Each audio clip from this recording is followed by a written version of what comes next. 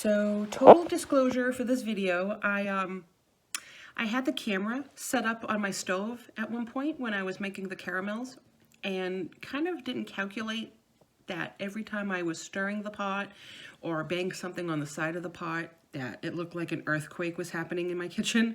So I apologize for all of the shaking in this video, and I wasn't gonna post it, but because the caramels actually came out exactly how I wanted them, I'm posting this video anyway. So, yeah. So I hope you enjoy it, shaking and all, and thanks for watching. Okay, so I totally forgot to start this video sooner, but as you can see, I have cupcake little wrappers, and what you see on the bottom, this is chocolate that I melted. I get my melting chocolates from Pearls in Salem, New Hampshire. I do dark chocolate, which is what this is, and I get milk chocolate. And I've kind of gotten addicted to making candy since last year. So today is going to be my, let's see, I don't know, 4th or 5th attempt to make caramel. I've had a lot of success and a couple of failures because I wasn't happy with the end product. So I had this last pound of chocolate, and well, I'm bored, so I decided to make a video and see what we come up with today. So let's go over to the stove and I will show you the ingredients and tell you how much of each one that I'm using. Okay, so here is my unorganized countertop. I am going to be using, as you can see, 2 sticks of butter. Now, mind you, I have been playing around with different amounts of each ingredient to see which one works best. So this is what I'm using for today's batch. So the 2 sticks of butter, I have 3 cups of brown sugar, and I wrote this down, 3/4 of a cup of corn syrup. This is light cream. I'm gonna do 2/3 of a cup. And this was just under the 10-ounce bag here. I had used a little for something else, for a salad, I think, because I try to be healthy once in a while. So, but approximately 10 ounces of chopped walnuts. You can do almonds or pecans, whatever nut you like. So, and one of the things I will say, some people say you don't need it. You don't technically need it, but for someone like myself who is not technically a candy maker, this bad boy is life. I use the candy. This is a candy thermometer. I bought it off of Amazon. I don't remember how much it cost. I think it was like maybe 10 bucks or something. So, but it tells you, and if you, let me see if I can get this in light. Where is it? See here, it tells you, yeah, like really bad. Where is it? Oh my God. See right here, it tells you where you have a firm ball, the hard ball, the soft ball, if you want a hard crack. I said crack, sorry. But yeah, it gives you the degrees and, you know, what kind of caramel you'd like. So we're gonna start the cooking process in a second. I have to do one more thing. So don't go anywhere, we'll be right back. Okay, so we're gonna get the heat going on this. And like I had said before, there is 3 cups of brown sugar, light brown sugar in here. I wrote it down on my little list. I'm going to use 2 sticks of butter, 3/4 of a cup of corn syrup, 2/3 of a cup of light cream, and approximately 2 tablespoons of vanilla.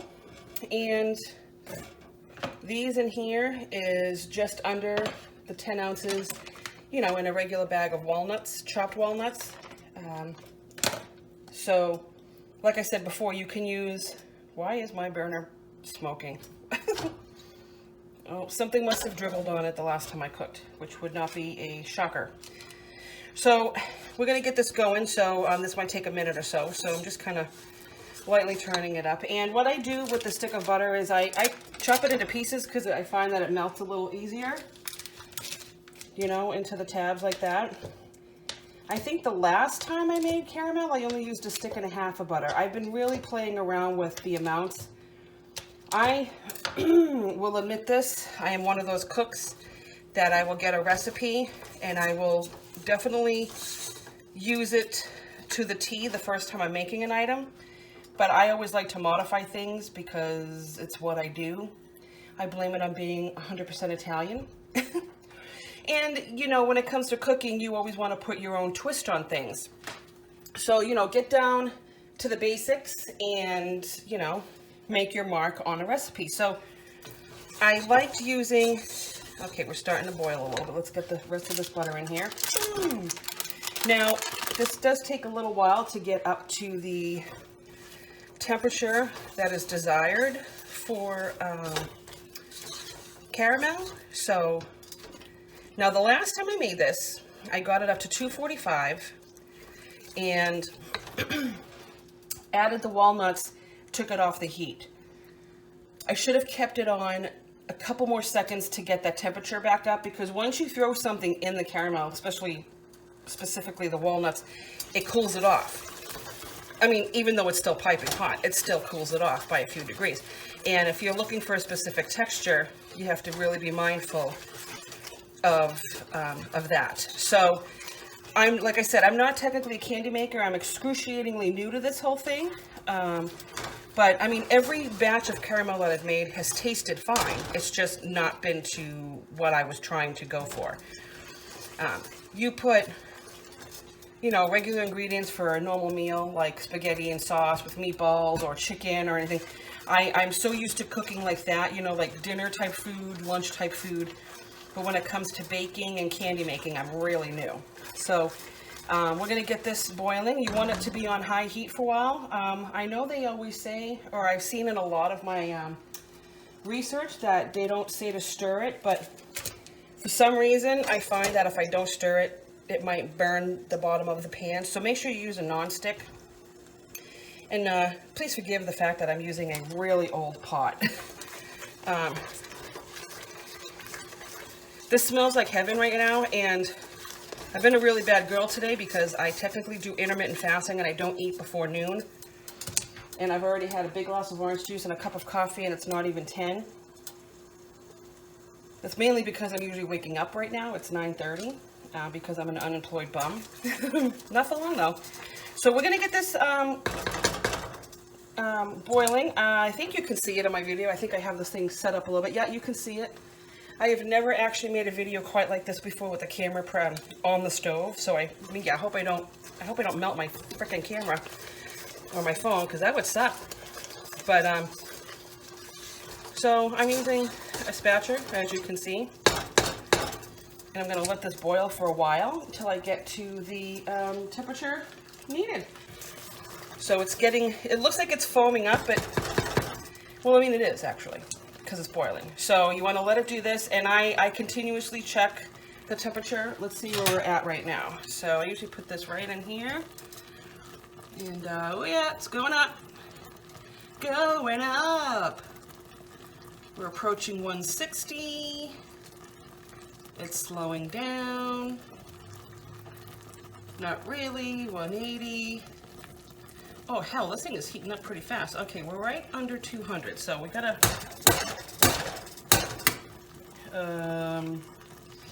and when it comes to cleaning these, I always use like a piping hot water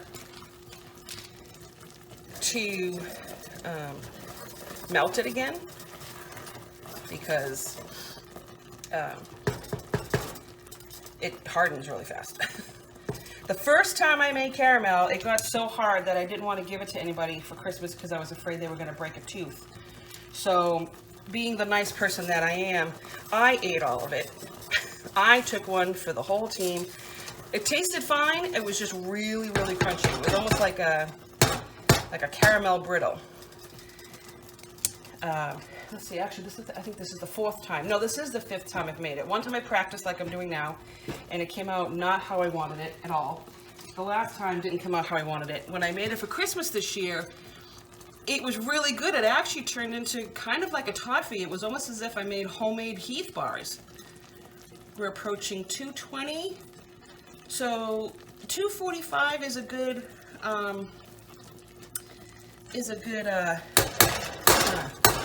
temperature. Now, as you can see, it's starting to get darker. Everything's sticking. Ah! Oh, shit. Ooh, excuse the language. But as you can see, it's starting to turn that nice dark brown, because that's what you want it to do. Now, anybody out there who is a professional watching me do this is probably cringing, because I'm sure I'm not doing this the way I'm supposed to, but This is how I do it. Now I'm approaching the soft ball stage, and I'm going to add my cream and my vanilla. Oh shit, I don't have my vanilla out. Oh, son of a bitch. Watch my language. All right.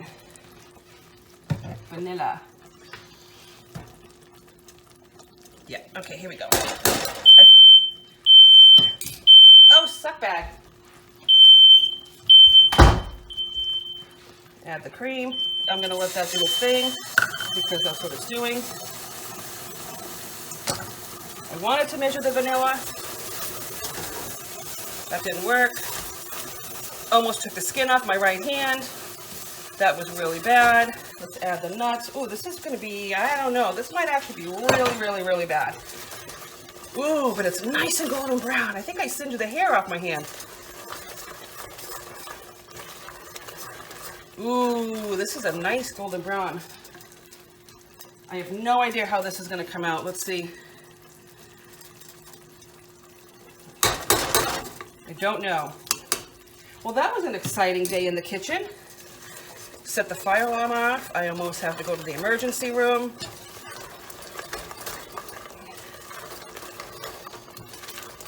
I'm going to take this off the heat now because I do believe it's hot enough.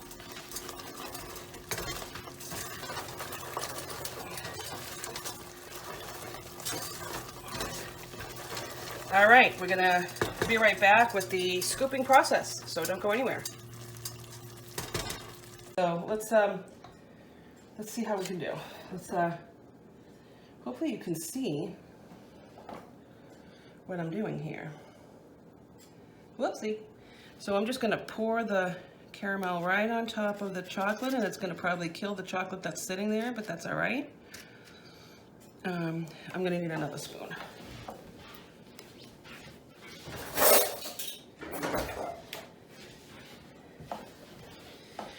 And you know, there's a lot of caramel here, so now one thing I will say, it starts to harden really quick, so you kind of want to work fast if you can. Now, I literally have no idea how this is going to turn out, but I'm really hoping I get the consistency that I want. But as they say, if you don't succeed, try again. Really, really, really hot. Now, if you haven't figured it out by now, I am not a professional with these videos. I don't care. Personally, I like the ones that, well, I mean, I like all videos, don't get me wrong.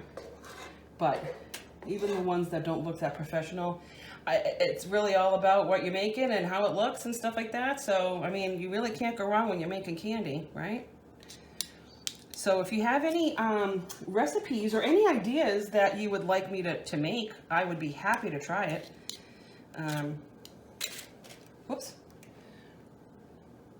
Okay, I'm really happy. This stuff's not hardening a lot right away. So, oh God, I hope this stuff tastes good. I will definitely show you guys the finished product, because after all of these set, I am putting more chocolate on the top. So we're not done with the chocolate. Later today, because this is what happens when April gets bored, I'm making crab rangoons. The first time I made them, it was an epic fail, but this time I'm doing it, well, I'd like to say I'm doing it right. God, there's a lot of caramel in these. I really want to try this. Oh my God, I want to try this so freaking bad. All right, who wants more caramel? You do. There is a lot in here, so I can definitely do like a smaller batch. Maybe do 2 cups of brown sugar. Because like I said, this was the 3 cups. Now, I have a 3-season porch, and since it's in the middle of January and it's freaking freezing outside, these are gonna go out there to really set nicely. This one has a lot of nuts. All right, I can tell it's starting to, really need to try this. I'm just gonna make these things freaking huge. Why not? So this is basically the scooping process. Like I said, it's really not complicated. You just take what you want, scoop it in, and then, you know, finish it all up. Okay, so as you can see, I have my candy ready. This tray here has chocolate on the bottom. This tray here was the excess of caramel, so these are basically caramel cups. So what I do is I take my melting chocolate, a little more than this at a time. I put it in a bowl and I microwave it. Now mind you too, doing it this way with the microwave, I can control how much chocolate I'm using a little better than I would the other way around. This way I'm not overusing the chocolate that I do have, because it's not a good thing if you run out of chocolate. So I'm just putting a little drizzle, whoopsie. Okay, that one's a big drizzle. I'm just putting a little bit over the top for now, and then we'll see what we have left, because I'm pretty positive I can cover all these. Now, actually, I don't know, I might have miscalculated my chocolate. But that's okay, because these are all getting smashed up anyways to be clusters. So now the other thing I do is, if I shake things up, it kind of, you know, makes it kind of flatten itself out and kind of spreads out a little bit, as you can see. I'm going to continue doing this, and then we'll be back with, well, I don't know, a little more, I guess. There's only one thing to do after this is let them set and smash them up. So, and if you like busting stuff up, then the last part's going to be real fun for you, because I'm taking a rolling pin to these later and just breaking them up, because there is no way in hell you're going to be able to bite into it. Well, you might. Now it's still kind of setting. You can see it's still kind of on the soft side there, but I'm curious to see how they're going to be when they're fully set. I think they're going to be on the crunchy side, which is, like I said, why I'm breaking all these things up. So, oh no, I don't have enough. Waste not, want not. Can get a little more in this cup here, and this cup is good. All right. Okay, we're back with the last of the chocolate that I have. Now, I don't know if you can really see this, but some of the chocolate hasn't melted, but that's okay, because, you know, it doesn't have to be perfect, just enough so that you can, you know, pour it on top of what you need to pour it on top of. Let's add some chocolate to these guys. No, I have enough to add. I will just finish this batch. See, if I start to deviate, I screw myself up. And shake them up, kind of, you know, make some. Chocolate is life. Hello. So these are, see if I can do this, the caramels that I just made. Now, not a good idea to put them in cupcake wrappers unless they're like a non-stick, which brings me to one of the videos I watched that I think I mentioned in this video, to use a non-stick parchment paper or something non-stick, because some of them stuck to the sides. So what I did is anything that had, you know, little remnants of paper on it, I just kind of shaved it off with a knife. It was not about to throw them away. No, no, no, no. Let me show you one that looks really good. They're definitely a chewy caramel. Look at that. Look at that. Not even kidding. They are absolutely amazing. Absolutely. Here's a good one. Oh my God. They're, you know, they don't have to be perfect shaped. I think I have a piece of candy stuck to my thumb. But again, this was a fun process, and behind me, I don't know if you can see that, there are some chocolate chips and oats. I'm gonna make these cookies that I saw on TikTok that have the oats, banana, chocolate chips I got semi-sweet, and peanut butter. So we're gonna try that. They call them breakfast cookies, but I guess, you know, I'm not one of those people, but a lot of people like having some sort of chocolate with their breakfast. I'm not one of them, but I'll just eat the cookies you know, for lunch. Forget breakfast, because I don't eat breakfast anyway. So, and then I'm going to be making crab rangoon today. So there'll be more videos besides this one. So stay tuned.